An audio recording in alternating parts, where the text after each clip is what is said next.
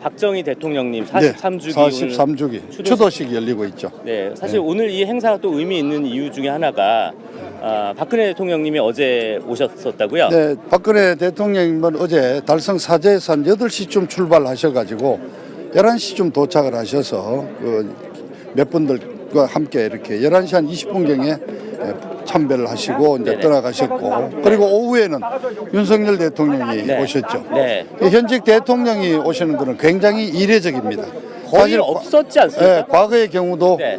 10주기가 되는 1989년에 그러니까 제 임기 2년 차였던 노태우 대통령이 그날도 당일이 아니고 당일날 오시게 되면은 말하자면 대통령 경호실 행사를 이렇게 통제를 하게 되니까 그래서 10월 25일 날 참배를 하셨고, 그리고 윤석열 대통령도 오셨고, 물론 박근혜 대통령은 또 부친이시기도 하니까 13년 취임하신 첫 해에 10월 25일 날 역시 하루 전날 참배를 하셨습니다. 실제 오신 사례가 있군요. 그렇죠. 그리고 그러니까 노태우 대통령과 박근혜 대통령 두 분이 계셨죠. 근데 어제 윤석열 대통령이 한나라 국힘당 비대위원장 원내대표 그리고 대통령 비서실장을 비롯한 이 고위 말하자면 지도부를 다 이렇게 대동해서 박정희 대통령의 그 묘소를 참배했다는 것은 굉장히 의미가 있죠. 방금 우리 김세희 기자가 말씀했듯이 지금 여러 가지로 북한이 매일 지금 도발을 하고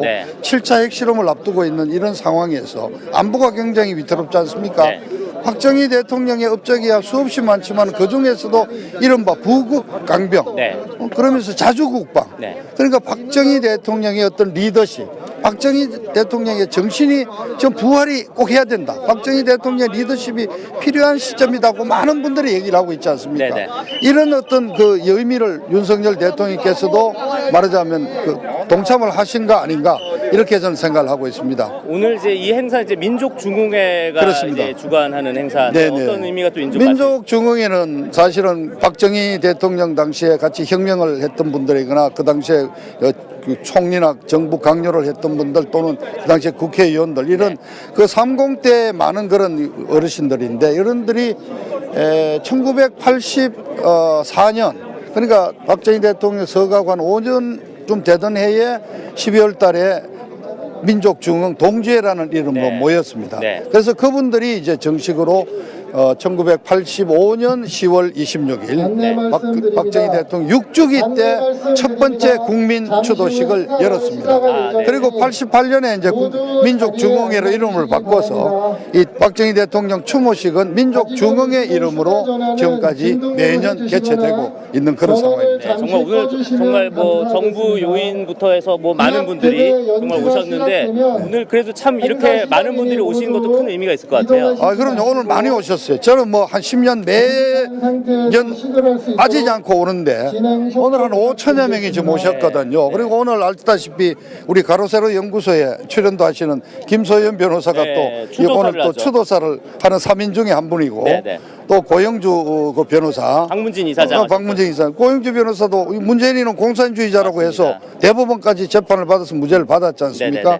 그러니까 오늘 연사만 보시더라도 지금 박정희 대통령의 어떤 리더십이 필요한 이런 시점에서 그런 분들을 모신 것 같다. 그리고 요 뒤로 모시면 되지. 그걸 막기만 하면 어떻게 해요? 많은 분들.